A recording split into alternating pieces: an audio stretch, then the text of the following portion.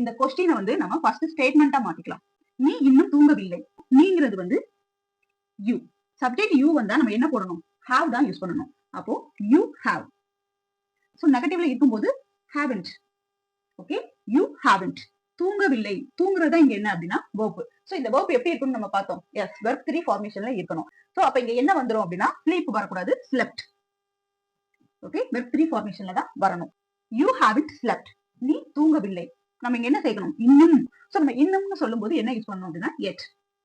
Okay, yet. You haven't slept yet.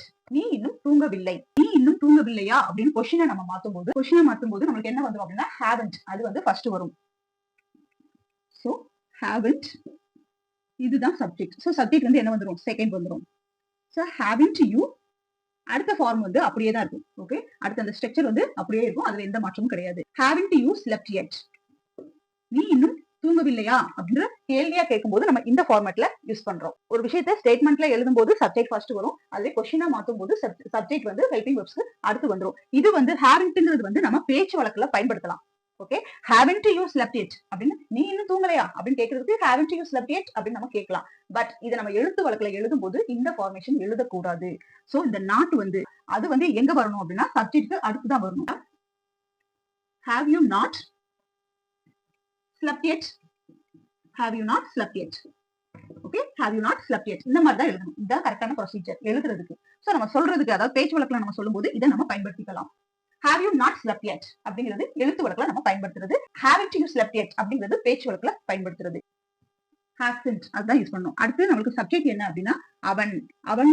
அவன் சொல்லும்போது நம்ம he யூஸ் பண்றோம். hasn't he eaten.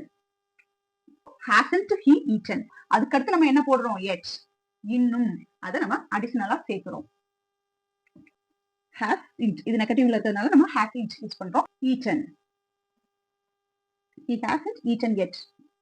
ஓகே, அவன் இன்னும் சாப்பிடவில்லை. hasn't அவள் இன்னும் வரவில்லை. நெகட்டிவ்னால நம்ம int போட்டுறோம். யூஸ் பண்ணோம் சப்ஜெக்ட். சப்ஜெக்ட் என்ன அப்படின்னா she. ஓகே, hasn't she வரவில்லை. come. ஓகே, came அப்படின்னு சொல்லுவாங்க. சோ hasn't she come அவள் வரவில்லை. எப்போ? இன்னும். சோ இன்னும் சொல்லும்போது எத்தையும் நம்ம அடிஷனலா சேர்த்துக்கிறோம். ஸ்டேட்மெண்ட்ல மாத்தும் போது she hasn't come yet. she hasn't come yet அப்படின்னா haven't. சோ இங்க சப்ஜெக்ட் ஃபர்ஸ்ட் எழுதிக்கலாம். haven't they படிக்கவில்லை அப்படிங்கிறது வந்து studied. haven't they studied yet. அவர்கள் இன்னும் படிக்கவில்லையா அப்படின்னு கேட்கிறது. இந்த சென்டென்ஸை ஸ்டேட்மெண்ட்ல எப்படி எழுதணும் அப்படிங்கறத நீங்க என்னுடைய கமெண்ட்ல சொல்லுங்க.